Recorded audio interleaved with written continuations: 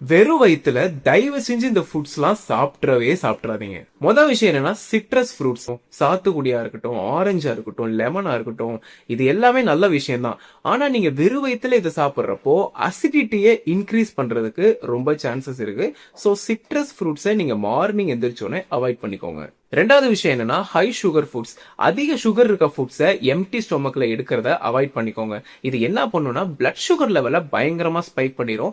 இதனால உங்களுக்கு ஃபியூச்சர்ல ப்ராப்ளம் வர்றதுக்கு சான்சஸ் இருக்கு. மூணாவது விஷயம் என்னன்னா, அதிக காரம் மசாலா இருக்க ஃபுட்ஸை வெறும் வயித்துல சாப்பிட்றத அவாய்ட் பண்ணிக்கோங்க. இதை நீங்க சாப்பிட்றப்போ உங்க வயிற்று பகுதியில இன்ஃபிளமேஷன் வர்றதுக்கு சான்சஸ் இருக்கு. இதனால உங்களுக்கு ஸ்டொமக் பர்னிங் ஆகுறத ஃபீல் பண்ணுவீங்க. நாலாவது விஷயம் என்ன அப்படின்னா, நீங்க சாஃப்ட் ட்ரிங்க்ஸை வெறும் வயித்துல சாப்பிட்றத அவாய்ட் பண்ணிக்கோங்க.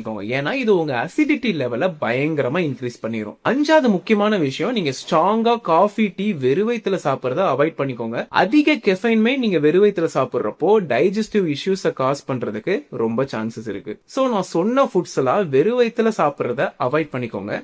எம்டி ஸ்டொமக்ல என்னென்னலாம் சாப்பிடலாம் அப்படிங்கறத நான் நெக்ஸ்ட் வீடியோல சொல்றேன்.